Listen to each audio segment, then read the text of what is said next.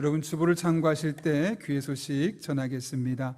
오늘 우리 교회를 방문하신 모든 분들 주님의 이름으로 환영합니다. 등록 원하시는 분 말씀하시면 저희가 친절하게 도와드리겠습니다. 말씀과 함께 철로 역정 계속 진행 중에 있고요. 아침에 새벽 말씀으로 기도하고 또 밤에는 매일 기도, 하루를 위한 기도로 마감하는 그런 또 한 주가 되었으면 좋겠습니다. 8월 다섯째 주 코로나19 예배 지침 안내 드립니다. 현장 예배 인원이 1부만 60명, 2부, 3부는 40명으로 했습니다. 3부 예배 시간에 우리 중고등부 수련회 찬양 연습을 해서 당분간은 이렇게 40명만 하고요. 1부에는 60명이 참여할 수 있습니다. 가능한 분들은, 특별히 항종 집권자분들은 1부로 신청해 주시면 더 좋을 것 같습니다. 계속해서 오늘 오후 찬양 예배와 다음 주 찬양 예배는 부부의 세계 세미나로 강사분 부부가 같이 오셔서 2주에 걸쳐 진행합니다. 많은 분들 참여해 주시고요. 이 강의 끝나고 나면 또 혼자서 잘 살아가는 법에 대한 강의를 준비하고 있으니 그때도 또 적극적인 동참 부탁합니다. 내일 월초 새벽 금식의 날, 수요일에 월초 새벽 금식의 날이 있습니다. 한 끼 금식한 것을 월세금 감사헌금으로 드리면 연약한 이웃교회를 섬기도록 하겠습니다. 우리가 상반기 6개월 동안 모아진 것 600여만 원과 또 우리 한 분 목사님께서 1,000만 원을 헌금해 주셔서 1,600만 원으로 우리 용인시찰 교회 16교회 교회 노트북과 태블릿을 사서 선물해 드렸습니다. 좀 조용하게 저희가 하려고 했는데 아마 시찰회 하면서 그 이야기가 목사님들이 얘기를 하셨던 것 같습니다. 그래서 엊그제 그 시찰에 있는 한 어르신 목사님이 전화를 하셔서 본인 교회가 그런 일을 해야 되는데 못하는 중에 우리 교회가 그런 일 해줘서 너무 고맙다고 정말 고마운 마음이 느껴지게 인사를 하셨습니다. 당연히 해야 할 일을 우리가 한 건데요. 그럼에도 불구하고 이 시간을 빌려서 여러분 한 분 한 분에게 진심으로 감사를 드립니다. 여러분이 같은 마음으로 그렇게 또 헌금해 주셨기 때문에 우리가 이웃교회를 섬길 수 있었습니다. 월세금으로 드리는 모든 헌금은 다른 곳에 쓰이지 않고 항상 연약한 이웃교회를 위해 또 사용하도록 하겠습니다. 헌금하실 때 그냥 하지 마시고요. 혹은 문자로 보내주실 그 링크로 기도 제목 보내주실 때 꼭 9월 한 달 동안 기도할 제목들을 2개, 3개 적어서 보내주시면 저희가 다 취합해서 9월 한 달 동안 교역자들이 기도할 때 함께 기도하도록 하겠습니다. 다음 주부터 전교인 새벽 기도회가 있습니다. 사사기 말씀은 여러분이 그냥 읽어주시면 좋겠고요. 이번에 창세기의 말씀을 통해서 우리의 인생을 처음부터 다시 한번 갈무리했으면 좋겠다라는 생각으로 제네시스, 창세기로 재창조하는 삶이라는 주제를 가지고 합니다. 끝까지 참석하면 제네시스를 주지 않습니다. 예. 너무 경직되는 것 같아서 제가 잠깐 했습니다. 교회학교 여름상역 일정을 잘 참고해 주시고요. 아동부와 중고등부 수련회와 성경학교를 위해서 기도해 주시기를 부탁드립니다. 다음 주에 오후 찬양 예배에 9월 정기당회가 있습니다. 하반기 신앙 양육훈련생 모집하고 있습니다. 현장에서 또 어려우면 온라인으로 병행해서 이루어질 수 있도록 하려고 하는데요. 이런 시기일수록 말씀을 가까이 하는 것이 너무너무 중요합니다. 적극적인 동참 부탁드립니다. 최석 집사님 어머니께서 하나님의 부르심을 받았습니다. 2부 예배에 참석하셨는데 나중에 또 보시게 되면 또 위로하고 격려해 주시길 부탁드리고요. 제가 이번에 말 그대로 여러분의 삶에 새로운 삶이 이루어질 수 있도록 저의 영혼 또한 새로워져 할 수 있도록 다음 주에 기도 주간을 좀 기도를 많이 하는 시간을 가지려고 합니다. 위에서 기도해 주시기를 부탁드립니다. 더 자세한 광고는 주보를 참고해 주시고 우리 함께 기도하고 하나님의 말씀 나누겠습니다. 거룩하신 아버지 하나님, 오늘도 우리를 주님 전에 불러주셔서 함께 예배할 수 있게 하시는 애 진심으로 감사를 드립니다. 말씀을 듣는 이 시간 성령 충만하게 하시고 오늘 들려지는 말씀이 내게 주시는 말씀으로 믿어지게 하여 주셔서 하늘의 은혜, 하나님의 임재를 경험하는 복된 시간 되게 하여 주옵소서. 예수님의 이름으로 기도하옵나이다. 아멘.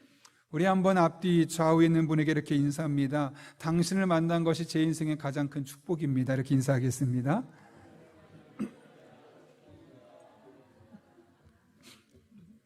예, 아멘이 나왔습니다. 아멘이시죠? 노멘인가요? 예. 예전에 제가 한 분에게 마운틴 맨이라는 인도 영화를 추천받았던 적이 있습니다. 실화인데요.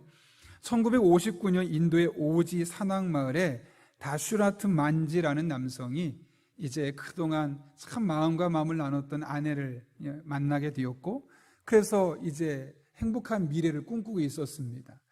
그런데 젊은 나이에 결혼했던 이 아내가 갑작스러운 질병에 걸리게 되었고, 그것이 위중하게 되어서 급하게 병원을 가야 하는데, 병원을 가려면 100m 높이에 있는 큰 돌산을 가로질러 갈 수 없기 때문에 삥 돌아서 갈 수밖에 없었습니다.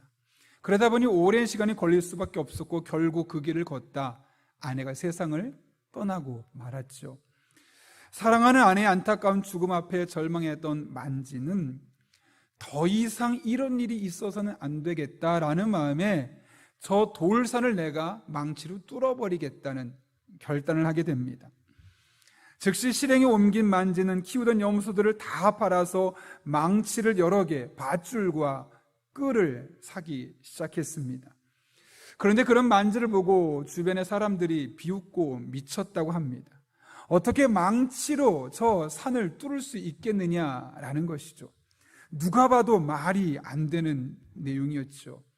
그러나 만지는 아랑곳하지 않고 계속해서 망치질을 해야 되는 겁니다. 그렇게 한 주가 되고 달이 바뀌고 해가 바뀌었지만 혼자 힘으로 감당하기는 너무나 쉽지 않았고, 그 마음속에 중간중간 그만둘까?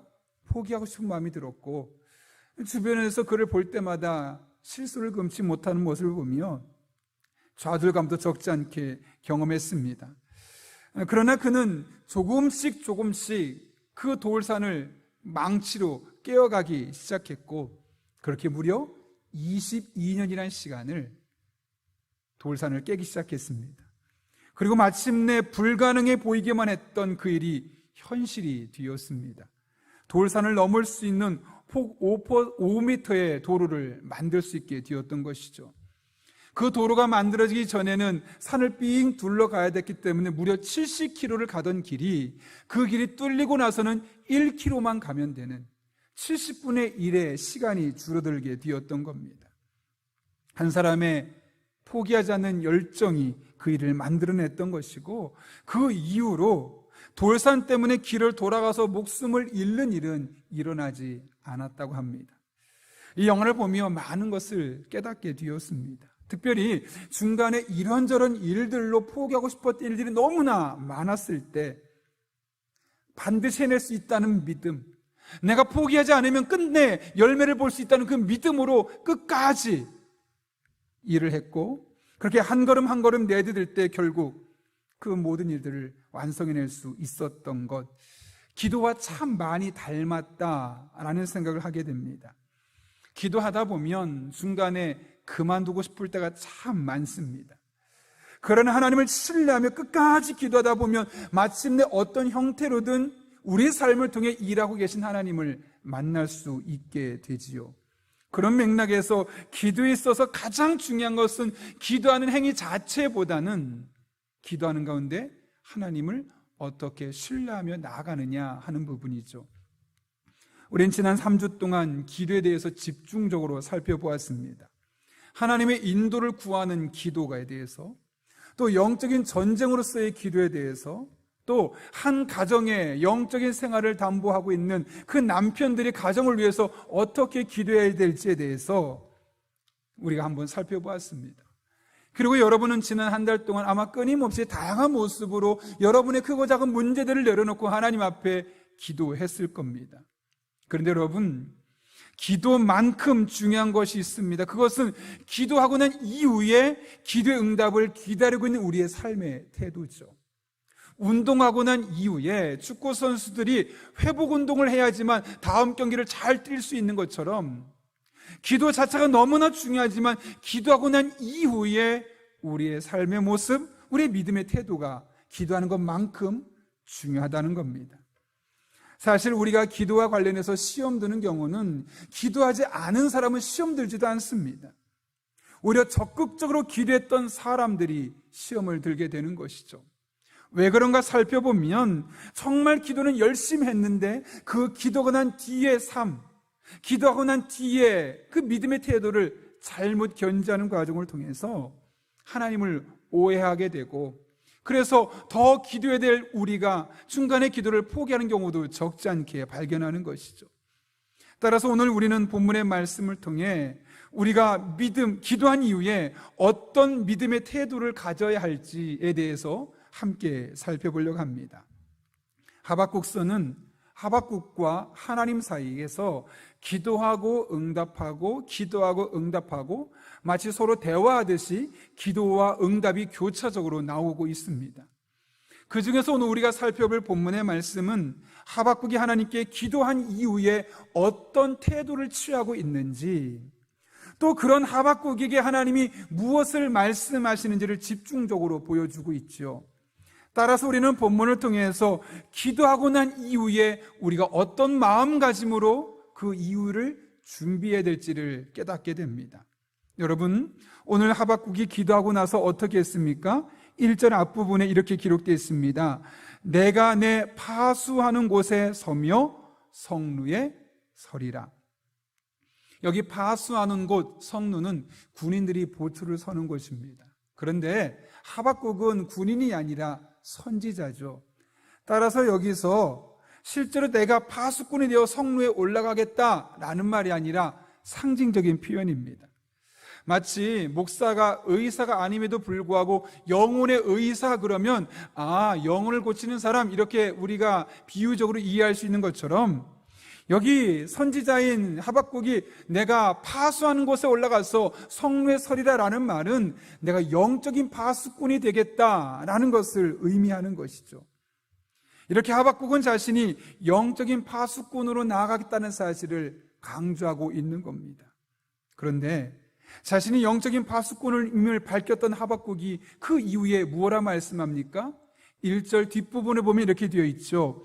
그가 내게 무엇이라 말씀하실는지 기다리고 바라보며 나의 질문에 대하여 어떻게 대답하실는지 보리라. 여러분, 저 구절을 곰곰이 생각해 보십시오. 무슨 말이겠습니까? 그 응답이 어떻게 될 것인지 내가 결정하지 않겠다는 것이죠. 다른 말로 하면 하나님께서 내가 기도한 것과 다른 대로 응답하더라도 내가 그것을 그대로 인정하겠다는 것이고, 한마디로 말하면 하나님의 응답에 순응하겠다는 결단을 표현하고 있는 단어입니다. 더 구체적으로 말하면 그 기도한 결과는 하나님께 맡기겠다라는 것이죠. 여러분, 기도가 무엇일까요? 기도에 대해서 다양한 모습으로 우리가 정의할 수 있겠지만 오늘 본문을 비추어 기도를 정의한다면 기도는 나의 삶에 있는 크고 작은 문제들을 하나님께 맡기는 행위, 이것을 기도라고 할 수 있습니다.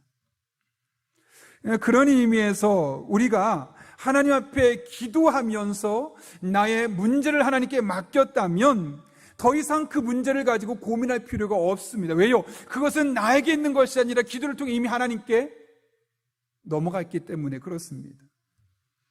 하나님께서, 그래서 우리는 그걸 가지고 고민할 필요가 없는 이유는 하나님께 공이 넘어갔기 때문에 이제 하나님이 그거에 대해서 어떻게 반응하든 어떻게 응답하든 반드시 하나님께서 응답하실 것이기 때문에 그렇습니다.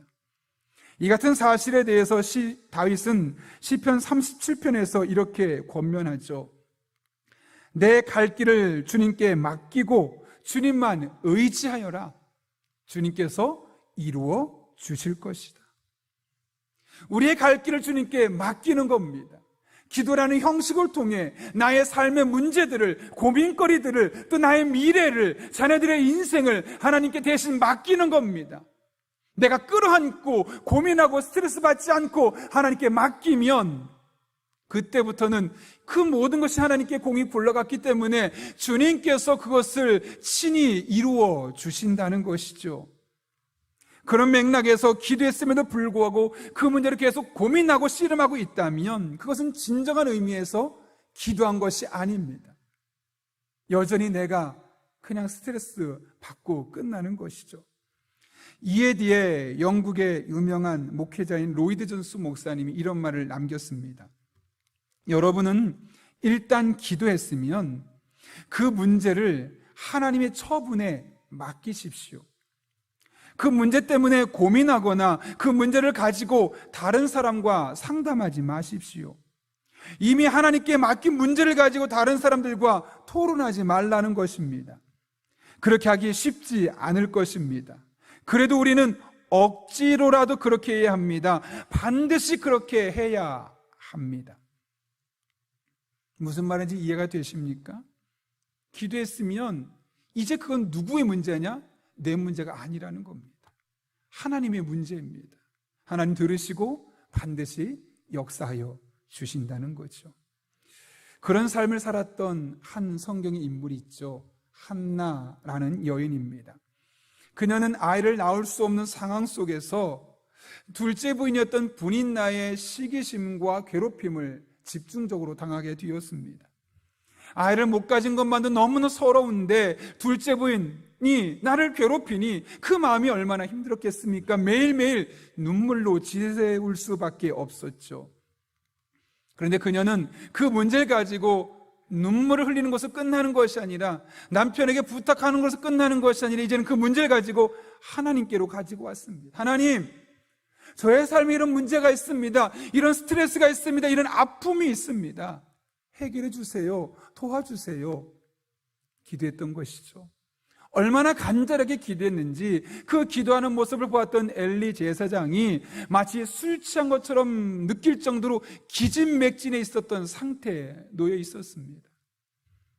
술 취한 것이 아니라고, 내 심정을 통한 것이라고 엘리에게 이야기했을 때 엘리가 이렇게 말하죠. 하나님께서 너에게 축복하고 아이를 주시기를 원한다. 그때 이 말을 들었던 한나가 어떻게 반응합니까? 사무엘상 1장 18절은 이렇게 말하는데요. 이르되 당신의 여종이 당신께 은혜 입기를 원하나이다 하고 가서 먹고 얼굴에 다시는 근심빛이 없더라. 얼굴에 다시는 근심빛이 없더라, 이 말을 다시 해석해 볼까요? 그동안은 얼굴에 근심빛이 많았다는 거죠. 아이를 낳지 못하는 자신의 신세를 한탄했을 겁니다. 첫째 부인임에도 불구하고 둘째 부인의 괴롭힘에 마음 아파하고 있는 자신의 모습을 보며 답답했을 겁니다. 남편에게 하소연해도 아무런 일도 할 수 없는 남편의 모습을 보며 두 손 두 발 다 놓아놓고 무기력하게 근심 속에 있었다는 것이죠. 그런데 그녀가 그 이후로는 다시는 근심빛이 없었다는 것이죠. 왜 그랬을까요? 기도하면서 그 문제를 하나님께 맡겨버린 겁니다. 그전에는 그녀 혼자 씨름했습니다. 안 되면 남편에게 부탁을 해서 그 문제 해결하려고 했지만 그 문제가 해결되지 않았죠. 그러나 하나님께 기도로 맡기고 난 이후부터는 그녀의 근심이 다 사라지고 다시는 근심빛이 없었더라. 하나님께 맡겼기 때문에 나타날 수 있는 얼굴 표정 아니겠습니까? 여러분, 이 말씀이 가서 먹고 얼굴에 다시는 근심빛이 없더라, 한나가 임신했기 때문에 이런 일이 생긴 것이 아닙니다. 여전히 환경이 변하지 않았습니다. 그러나 기도하면서 하나님이 내 기도를 들으시고 내 기도를 하나님이 책임지신다는 사실이 믿어졌죠. 깨달아졌죠. 그리고 이제는 하나님께서 이루실 것을 알았기 때문에 그녀 얼굴에 굳이 그 기도한 걸 가지고 다시 근심할 필요가 없는 겁니다. 이젠 누가 하면 되는 겁니까? 하나님이 일하시면 되니까요. 오랫동안 자녀의 깊은 병을 놓고 기도했던 한 성도가 있었는데요, 설교를 듣던 중에 그 말씀이 마치 내게 하는 말씀으로 들려지는 겁니다. 그래서 그 말씀을 딱 붙들고 하나님 앞에 간절히 기도했다는 거죠. 놀라운 것은 그 말씀을, 내게 주신 말씀으로 붙들고 하나님 앞에 간절히 기도한 순간, 그동안 그 아이 때문에 가졌던 모든 스트레스와 근심 걱정들이 언제 그랬냐는 듯이 다 사라지고 오히려 그 마음에 평안과 기쁨으로 충만해졌다는 겁니다. 그러면 기도해서 아이가 좋아졌나? 아니요. 여전히 아이는 아픈 상황 가운데 있고 조금도 호전되지 않았습니다. 그런데 그 마음에 갑작스럽게 기쁨과 평안이 충만할 수 있었던 이유는 그 아이를 하나님께 맡긴 겁니다. 하나님, 이 아이가 어쩌면 1년도 살 수 없을지 모르겠지만 하나님께 맡깁니다. 이 아이가 1년을 살든 건강해서 10년을 살고 20년을 살든 하나님 손에 맡깁니다. 하나님 앞에 기도로 내어 맡깁니다. 그 아이의 인생을 맡깁니다. 그 아이의 미래를 하나님께 맡깁니다. 맡겼지 않습니까? 그럼 하나님이 하시는 겁니다. 그 아이가 오래 살아도 하나님이 뜻이 있어 사는 것이고, 그 아이가 오래 살지 못하도 하나님 또 다른 뜻이 있어 그렇게 하는 것이니 그거 가지고 근심할 필요가 없습니다. 그거 가지고 걱정할 필요가 없습니다. 그거 가지고 스트레스 받을 필요가 없습니다. 왜 하나님께 맡기면 하나님이 일하시겠다고 말씀하지 않으셨습니까? 그래서 그분이 그렇게 평안하게 지낼 수 있었다는 것이죠. 제가 이 시간 여러분 앞에 한번 질문해 보겠습니다. 여러분이 기도라는 방법을 통해 여러분의 삶의 크고 작은 문제를 하나님께 맡기면 하나님이 맡아주시고 하나님이 여러분의 삶 가운데 개입하여 주셔서 그 문제를 해결해 주실 것을 믿으십니까? 그것이 여러분이 원하는 방법이든 여러분이 원하는 방법과 다를 수 있을지언정 하나님 반드시 개입해서 선을 이루실 것을 믿으십니까? 그렇습니다. 우리가 기도로 우리의 삶의 크고 작은 문제를 하나님께 맡기면 하나님 그 문제를 맡아주십니다. 그리고 그 기도 제목을 통해서 반드시 일해주십니다. 그러면 여러분, 기도한 것을 가지고 더 이상 염려하지 말고 스트레스 받지 말고 문제를 붙들지 말고 하나님을 바라볼 수 있기를 바랍니다. 하나님께 온전히 맡기는 여러분 될 수 있기를 바랍니다. 한나가 경험했던 하나님, 다윗이 시편 37편을 통해 고백했던 하나님, 궁극적으로 오늘 말씀에서 하박국이 경험했던 하나님이 바로 여러분의 하나님으로 경험되게 될 것입니다. 이 한 주도 여러분의 삶의 문제들을 기도로 하나님께 맡기고 하나님 앞에 여러분의 얼굴에 근심 없이 하나님이 일하신만을 삼으며 믿음으로 살아가는 그런 주의 종들 될 수 있기를 예수님의 이름으로 축원합니다. 이어지는 말씀을 보면 이 같은 하박국의 태도에 대한 하나님의 반응이 나옵니다. 여러분, 하나님께서 하박국에게 어떻게 반응하셨습니까? 2절 말씀 이렇게 세 번역으로 읽습니다. 주님께서 나에게 대답하셨다. 너는 이 묵시를 기록하여라. 판에 똑똑히 새겨서 누구든지 달려가면서도 읽을 수 있게 하여라. 하나님은 그 묵시를 기록하라. 그래서 누구든지 뛰어가면서도 볼 수 있도록 해라 라고 했습니다. 특별히 어디에 새기라고 말합니까? 여기 판은 돌판을 말합니다. 나무 정도 되면 조금 노력하면 쉽게 글씨를 쓸 수 있지만 돌판에 글씨를 쓴다는 것은 여간 힘든 일이 아닙니다. 그런데 여러분, 왜 하나님께서 이렇게까지 하라고 하시는 걸까요? 그 이유에 대해서 3절에서 이렇게 말씀하시죠. 여러분, 3절은 여러분 같이 읽겠습니다. 시작. 이 묵시는 정한 때가 있나니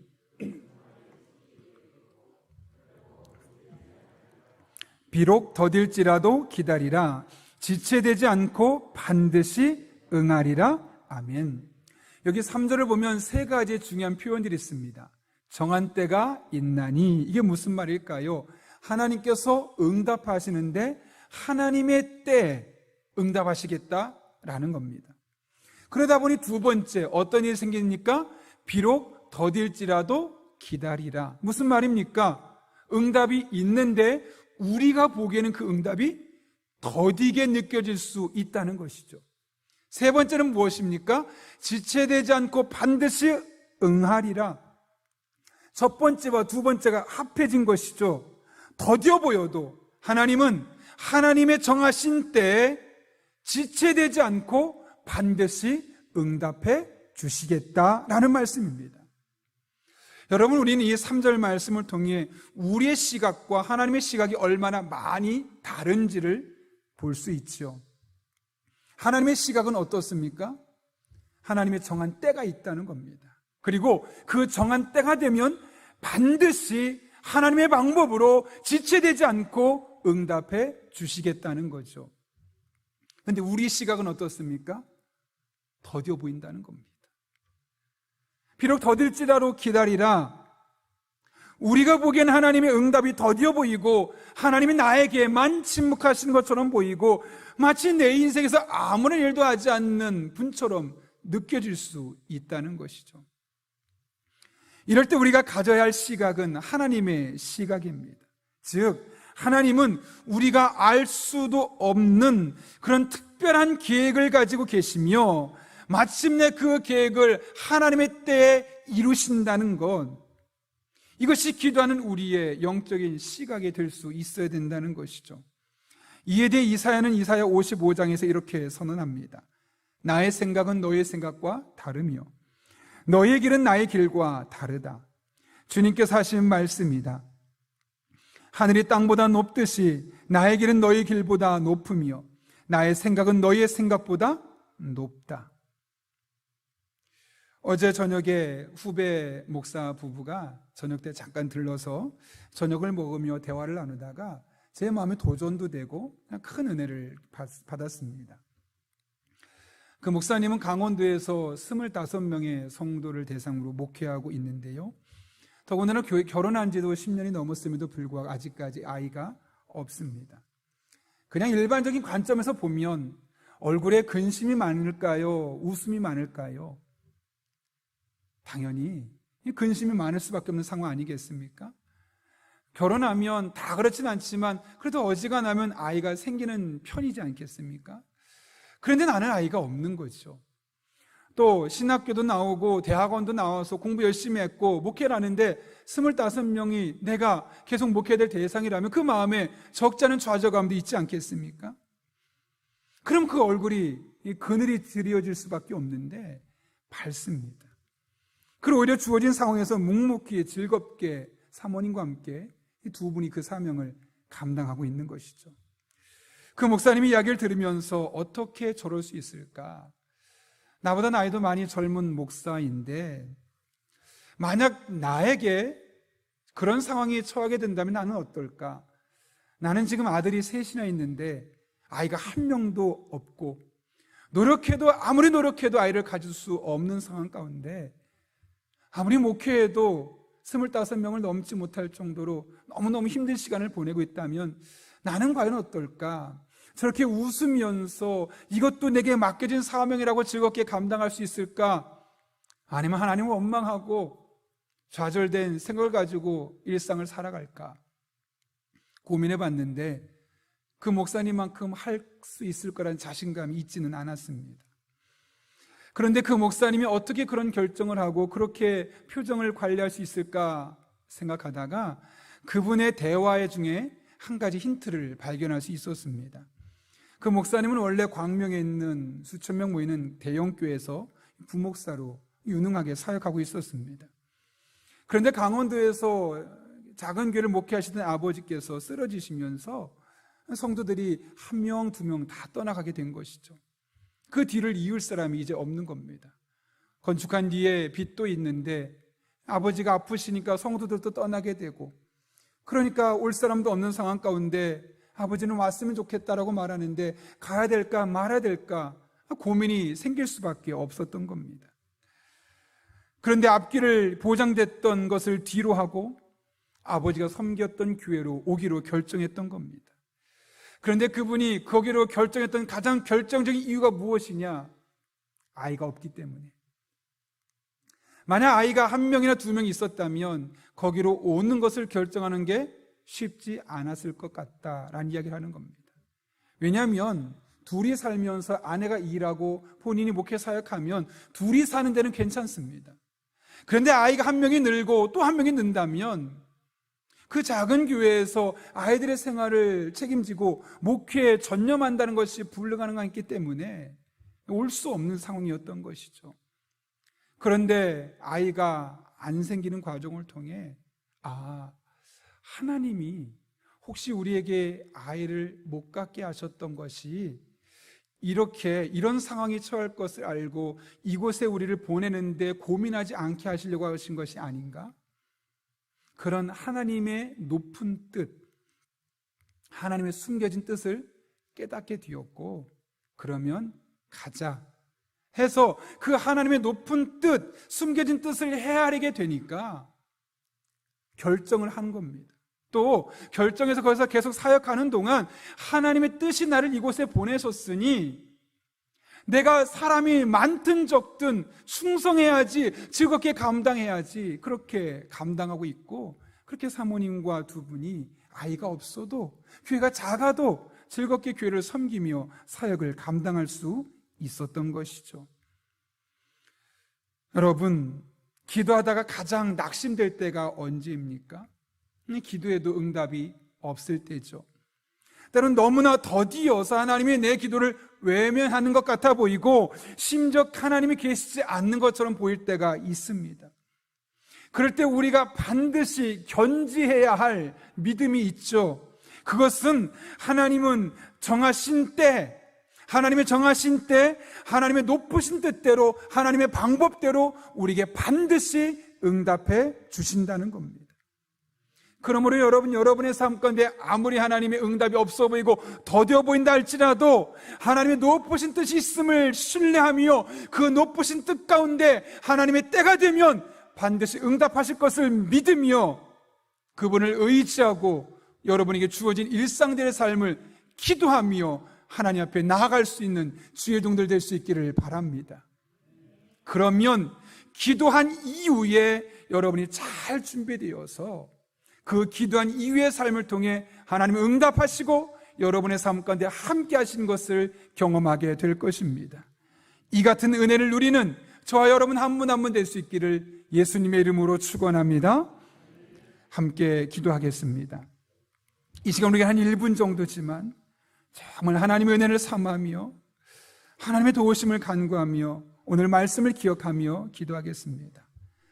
우리가 기도한 것은 하나님께 그 문제를 맡겼다는 것이고, 기도하면 하나님은 그 문제를 맡으시고 이루어 주신다고 말씀하셨는데, 우리가 기도할 때마다 그런 믿음을 달라고, 내 문제 하나님께 맡겼고 이 문제는 이제 하나님이 해결하실 것이라는 그 믿음을 가지고 낙심하거나 좌절하지 않고 끝까지 하나님 앞에 기도할 수 있게 달라고, 뿐만 아니라 기도한 이후에 응답이 없이 너무 더디어 보여도 하나님은 하나님의 때, 하나님의 높은 뜻을 따라 반드시 하나님의 방법으로 응답하실 것을 신뢰하며 끝까지 하나님과 함께 영적으로 소통하며 기도하는 삶을 살 수 있게 달라고, 그래서 기도만 하고 끝나는 것이 아니라 기도한 이후의 삶을 더욱더 잘 관리할 수 있는 믿음의 성도들 될 수 있게 달라고, 우리 이 시간 한 1분 정도 하나님의 도우심을 간구하며 기도하겠습니다.